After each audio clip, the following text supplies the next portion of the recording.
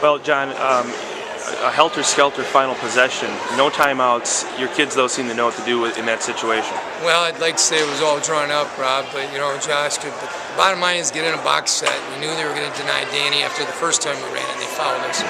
I said, Mike, you got to get it back to Andrew or Josh. You got it back, and then everybody kind of just got in a scramble. But the one thing Josh has always done, even though he's a sophomore, he's got short-term memory. I call him STM. Simple as, he knows what I mean, because the one play, he didn't play great first half, but he understands how to just play through the next. And I credit him, and I'll say that to little young people around. He plays 3 sports, and he understands pressure situations, and he showed it tonight. He just finds a way of losing whatever happened bad in the past, and then goes to the next play, and he showed it tonight. I didn't think it was going in because the way it was projected, but it went in. He must have had some good karma coming off that long stay on the bench, because I don't know if he listened, if he just absorbed, or because he came in and scored the last 7 points. He's one of our 2 most aggressive players, like I said. Short-term memory. He knows he can do. He always thinks he can do better, but he doesn't let the past affect what happened. And yeah, 7 points. I mean, and they're aggressive. Get the rebound, get the steal, hit the shot, but. Like I said, I'll go back to, he's already as a sophomore played about every position on the football field, been a high level in track as a freshman, and now for a guy that's probably more athlete than basketball skill, he just knows how to compete.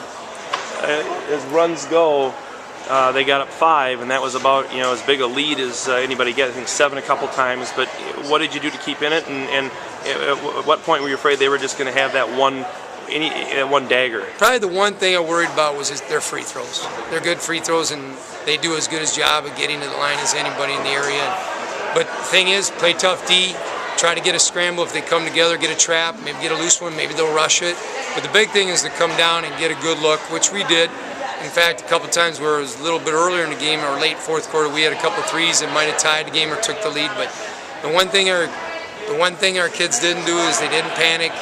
When we had a timeout, we used it well. They got us in position to get another possession.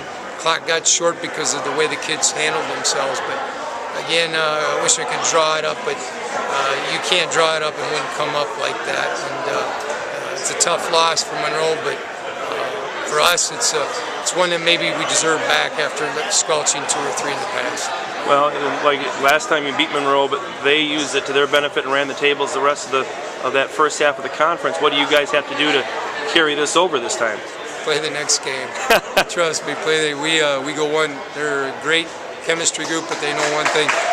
Every game's different in the Badger, and the Badger's just that tight. It doesn't take much to separate. All right, well, John, congratulations on a big win. Thanks.